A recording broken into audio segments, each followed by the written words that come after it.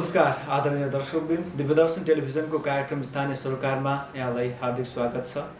हामीले यस कार्यक्रम मार्फत विभिन्न गाउँपालिका नगरपालिकाका जनप्रतिनिधिहरूसँग स्थानीय तहमा हुने गरेका विकास निर्माणका योजना सम्बन्धी र के कसरी विकास निर्माणका नीति कार्यक्रमहरू ल्याइराख्नु भएको छ त्यो विषयमा आबद्ध रहेर कुराकानी गर्दै आइरहेका छौँ। आज हामी त्रिपुरा सुन्दरी गाउँपालिकाका अध्यक्ष राज उप्रेतीसँग कुराकानी गर्ने जमर्को गरिरहेका छौँ। आउनुहोस् उहाँले कार्यक्रममा जोडौँ। यहाँलाई कार्यक्रममा स्वागत छ। हस्, धन्यवाद सर। अब भर्खर निर्वाचित जननिर्वाचित यहाँलाई सर्वप्रथम त हार्दिक बधाई ज्ञापन गर्न चाहन्छौँ हाम्रो सम्पूर्ण टिमको तर्फबाट। केमा व्यस्त हुनु छ आजभोलि?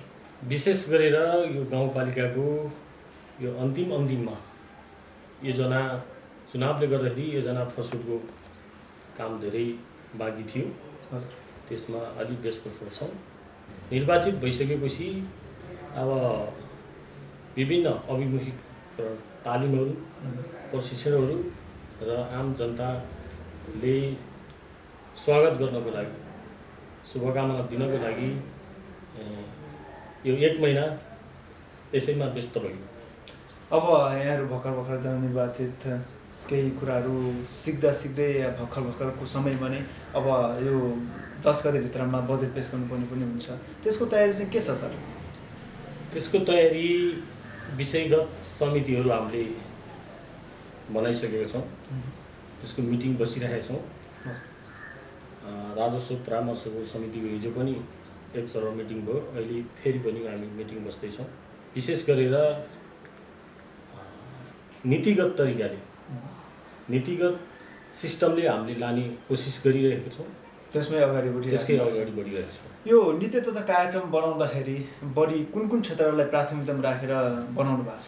त्यसको शिक्षा, स्वास्थ्य, कृषि तीनटालाई हामीले विशेष प्राथमिकता दिएको छौँ। कृषिलाई हजुर।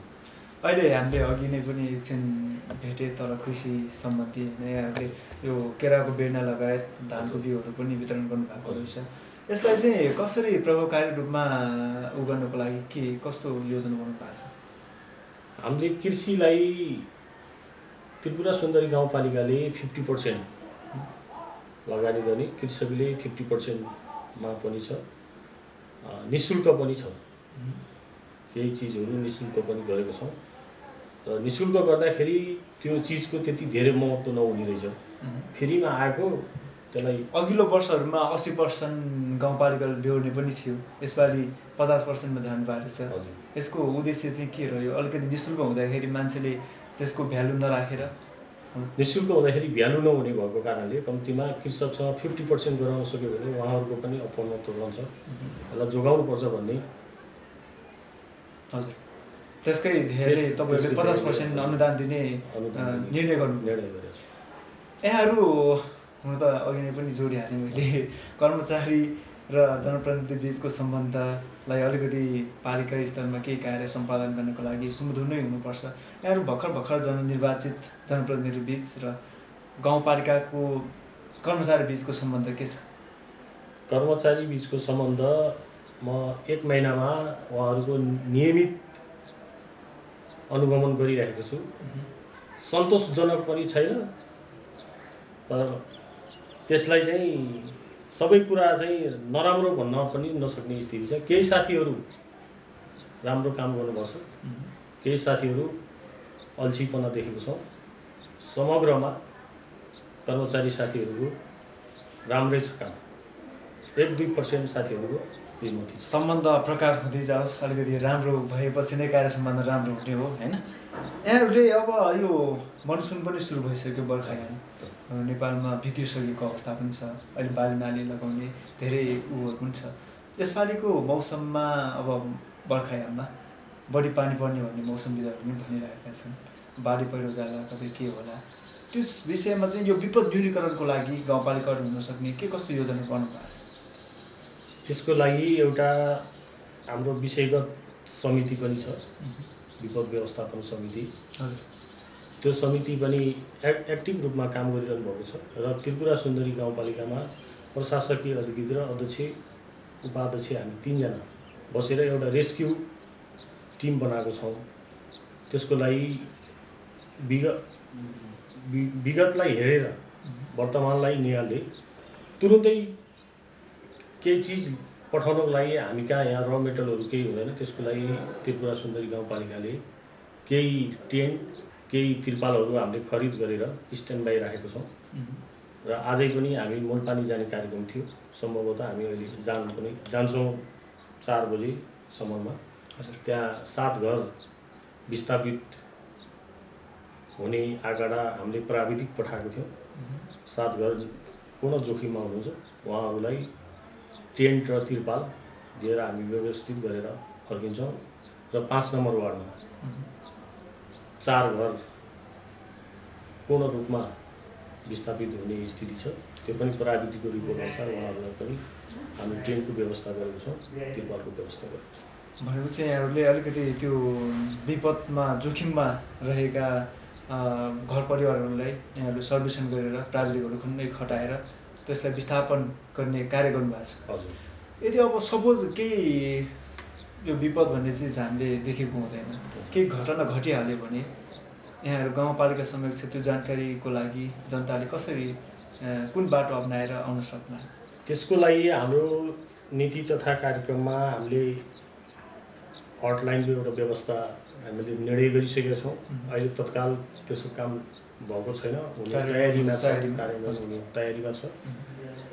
हामीलाई प्रशासकीय अधिकृत, उपाध्यक्ष, अध्यक्ष, वडा अध्यक्ष कुनै न कुनै मार्फत हामी कहाँ जानकारी आउँछ। जानकारी आउने बित्तिकै हामी तुरुन्तै मुभ हुन्छौँ। त्यसको उहाँहरूको उद्धार गर्नमा हामी तयार छौँ। हजुर।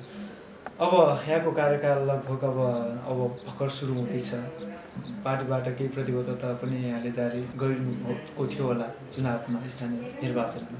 अब यो स्थानीय सरकारको एउटा छुट्टै नीति नियम पनि हुन्छ सङ्घ प्रदेशको। अब त्यसलाई सबैले समायोजन गरेर कसरी यहाँले त्यो आफ्नो प्रतिबद्धताहरू कार्यान्वयन गर्ने चरणमा यहाँले योजना बनाउनु भएको छ पार्टी? मेरो पार्टीको घोषणापत्र र मेरो आफ्नो व्यक्तिगत प्रतिबद्धता पत्र पनि थियो। त्यसलाई मैले यो त्रिपुरा सुन्दरी गाउँपालिकाको सम्पूर्ण भूगोल, यहाँको जनसमुदायलाई सम्पूर्ण निगालेर मैले आफैले अध्ययन गरेर त्यसको मैले कार्यान्वयन गर्ने सोचमा प्रतिबद्धता निकालेको थिएँ। त्यसलाई कार्यान्वयन गर्नको लागि म लगायत हाम्रो त्रिपुरा सुन्दरीको टिम सहयोगी रूपमा उपस्थित हुनुभएको छ। कार्यपालिकाको सदस्यहरू जुन मैले पहिलो मिटिङमा प्रस्ताव लिएर आएको थिएँ, त्रिपुरा सुन्दरी गाउँपालिकाभित्र रहनुभएका आमा बुवा दाजुभाइ दिदीबहिनीहरू जति पनि महिला दिदीबहिनीहरू हुनुहुन्छ उहाँलाई सुत्केरी गराउनको लागि त्रिपुरा सुन्दरी वार्ड नम्बर 2 मा रहने सलेन्टार हस्पिटलमा आउनको लागि निःशुल्क एम्बुलेन्स खर्च त्रिपुरा सुन्दरी गाउँपालिकाले बिहोर्ने निर्णय गरेको छ। र यहाँबाट उपचार हुन नसकेको खण्डमा काठमाडौँ, पोखरा, चितवन जानको लागि पनि यहाँबाट लाग्ने खर्च त्रिपुरा सुन्दरी गाउँपालिकाले बिहोर्ने निर्णय गरेको छ। त्यस्तै शिक्षाको क्षेत्रमा माध्यमिक तहसम्म हामीले निःशुल्क गर्ने निर्णय गरिएको छ। त्यसको लागि हामीले धेरै शिक्षक साथीहरूसँग परामर्श लिएर वार्षिक रूपमा कति खर्च आउने रहेछ भन्ने अध्ययन गरेर त्रिपुरा सुन्दरी गाउँपालिकामा अहिले 600 जना माध्यमिक तहका स्टुडेन्टहरू छन्। उहाँको मासिक फिस त्रिपुरा सुन्दरी गाउँपालिकाले तिर्ने निर्णय गरेको छ। उहाँहरूलाई पनि शिक्षामा पहुँच यहाँहरूले अगाडि बढाउनको लागि त्यो लगायत यहाँहरूले राम्रो पक्षहरूलाई अगाडि बढाउनु भएको पनि रहेछ। यहाँले पहिलो जननिर्वाचित जनप्रतिनिधिहरूको कार्यकाल पनि यहाँले अवलोकन गरिहाल्नुभयो। अब उहाँहरूको केही कमी कमजोरी पनि थियो होला, केही राम्रो पक्ष पनि थियो होला। अब तपाईँको नेतृत्वमा गाउँपालिकाले पछि यो 5 वर्षको कार्यकालमा चाहिँ के योजनाहरू गर्ने सोचमा हुनुहुन्छ? के गरिसक्ने? यो 5 वर्षमा विगतका साथीहरूको राम्रो पक्षहरूलाई अवलोकन गरेर हामी उहाँहरूले गरेका कामको लागि हामी निरन्तरता दिनेछौँ र नयाँ कामको लागि यो त्रिपुरा सुन्दरी गाउँपालिकामा करिब 5 वर्षमा यो गाउँपालिका अध्यक्ष भइसकेपछि मैले आफूले आफ्नो टिमले प्रत्येक वडा कार्यालयसम्म कालो पत्र पुर्याउने सम्भावनाहरू हामीले धेरै अध्ययन गरेर त्यो निर्णय गरेका छौँ। विशेष गरेर कृषि क्षेत्रलाई हामीले सम्बोधन गर्न सकिएन भने यो गाउँपालिकाका 50% ऊर्जाशील साथीहरू विदेश पलायन हुनु पर्ने स्थिति देखिएको छ। कृषिलाई हामीले प्रोत्साहन गर्न सक्यो भने यहाँ धेरै छ। त्रिपुरा सुन्दरी गाउँपालिकामा खेतीयोग्य जमिनहरू धेरै छ।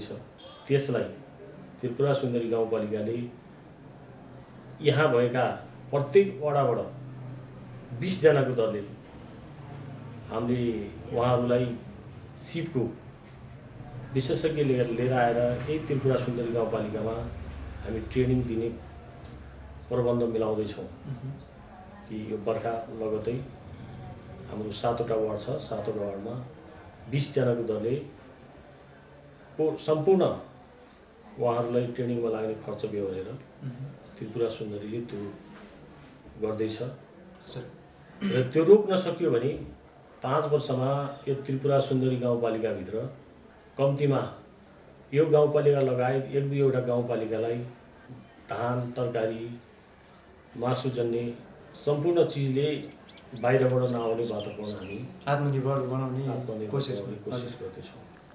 त्यो लगायत यहाँले युवाहरूलाई अलिकति विदेश पलायनबाट जोड्नको लागि यहीँ सिप प्रदान गर्ने कुराहरू पनि जोड्नुभयो। अब बालबालिका महिलाहरूको लागि चाहिँ के छ योजना? बालबालिका महिलाहरूको लागि यो केन्द्र र प्रदेशले एउटा नीति तय गरेर पठाउनु भएको छ। यो हाम्रो गाउँपालिकालाई पनि उहाँहरूको नीति र नियममा टेकेर हामी त्रिपुरा सुन्दरी गाउँपालिकाले पूर्ण रूपमा सहयोग गर्नेछ।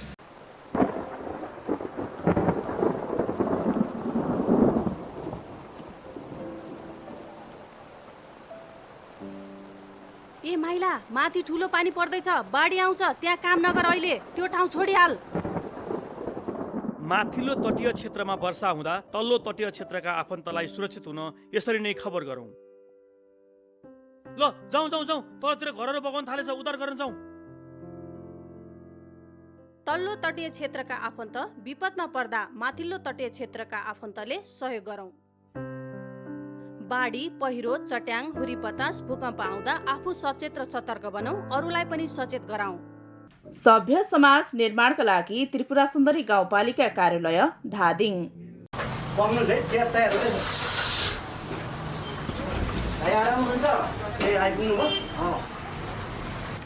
हामीले कुरा गरेको केटी यही छ।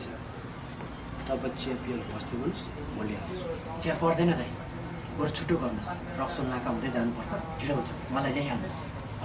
रानी, ओ रानी, यहाँ सर आउनु भएको छ। तिमी आफ्नो सामान लिएर बाहिर आऊ त।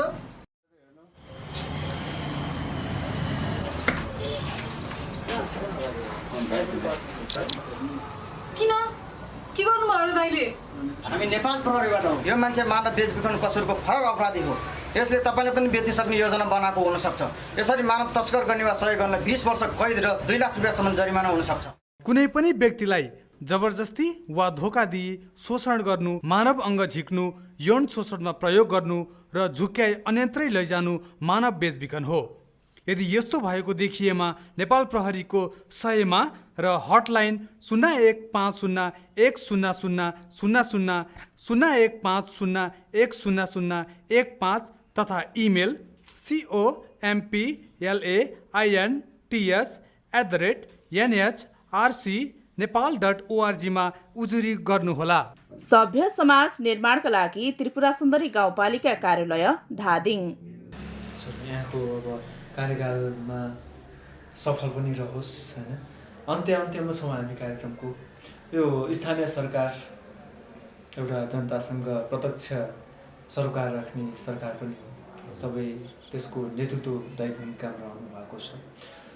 स्थानीय सरकार लगायत सरकारी कार्यालयहरूमा नागरिकको सेवाको चरम जनगुनासो पनि छ। अब हाम्रो पालिकामा पनि होला। त्यसलाई न्यूनीकरण गर्न चाहिँ तपाईँको के भूमिका रहन्छ? त्यसको लागि त्रिपुरा सुन्दरी गाउँपालिकामा जति पनि सेवाग्राहीहरू आउनुहुन्छ उहाँहरूलाई सहजीकरण गर्नको लागि हामीले हेल्थ डेस्कको तुरुन्तै व्यवस्था गर्दैछौँ। हजुर। र त्रिपुरा सुन्दरी गाउँपालिकाले यो 7वटै वडामा हटलाइनको व्यवस्था गर्दैछौँ। कुनै उपभोक्ता समितिको काम गर्दै हुनुहुन्छ भने कतिपय साथीहरू ब्याङ्क खाता खोल्नलाई 3 जनाको डकुमेन्ट चाहिन पर्ने ठाउँमा 1 जनाको डकुमेन्ट बिर्सिएर आउनुहुन्छ। त्यसको लागि हामी वडाबाटै सम्पूर्ण डकुमेन्ट पुरा गरेर आउनको लागि यहाँ हामीले एउटा हेल्थ डेस्कको व्यवस्था गरेको छौँ, गर्नेछौँ। अहिले गरेको छैन। हजुर। र त्यो भइसकेपछि यहाँ आउँदाखेरि कुनै पनि कामले कम्तीमा एउटा उपभोक्ता समितिको काम गर्दाखेरि 3 दिनमा फरोफारो गरेर पठाउने हामीले पहल गर्ने कोसिस गरेको छौँ। यो हुन्छ भने हजुर गाह्रो नपरोस् भन्ने हिसाबले त्यो के चाहिन्छ, के कागजात चाहिन्छ त्यो हेल्प डेस्क मार्फत नै त्यो सेवा दिनुहुन्छ यहाँहरूले। हामी कार्यक्रमको अन्त्यमा पनि छौँ। अन्त्यमा हाम्रो टेलिभिजन हेरेर बस्नुहुने दर्शकवृन्दहरूलाई के छ सुझाव? त्रिपुरा सुन्दरी गाउँपालिकामा रहनुहुने सम्पूर्ण आमा बुवा दाजुभाइ दिदीबहिनीहरू, तपाईँहरू दिव्य दर्शन टेलिभिजन हेरेर बसिरहनु भएको छ होला। म तपाईँहरूलाई यो 79 साल वैशाख 30 गते अमूल्य मत दिएर निर्वाचित गराउनु भयो। तपाईँहरूको सुख दुःखमा कोखदेखि शोकसम्म तपाईँहरूको साथमा त्रिपुरा सुन्दरी गाउँपालिका रहन्छ भन्ने आफ्नो प्रतिबद्धता जनाउन चाहन्छु। नमस्ते, धन्यवाद। यहाँको अमूल्य समय प्रदान गर्नुभयो, यहाँलाई धेरै धेरै धन्यवाद। साथै सफल कार्यकालको पनि शुभकामना। Thank you. सम्पूर्ण हजुरहरूको टिमलाई धन्यवाद। दर्शकवृन्द, हामीले त्रिपुरा सुन्दरी गाउँपालिकाका नवनिर्वाचित अध्यक्ष राजु पेतेसँग कुराकानी गऱ्यौँ। तपाईँहरूले हाम्रो कार्यक्रम हेरेर कस्तो लाग्यो कृपया सल्लाह र सुझाव दिनुहोला भन्दै आगामी कार्यक्रममा पुनः भेटघाट हुने नै छौँ। क्यामेरामा शीतल सापरसहित म बिरमान पनि बिदा हुन्छु। नमस्कार।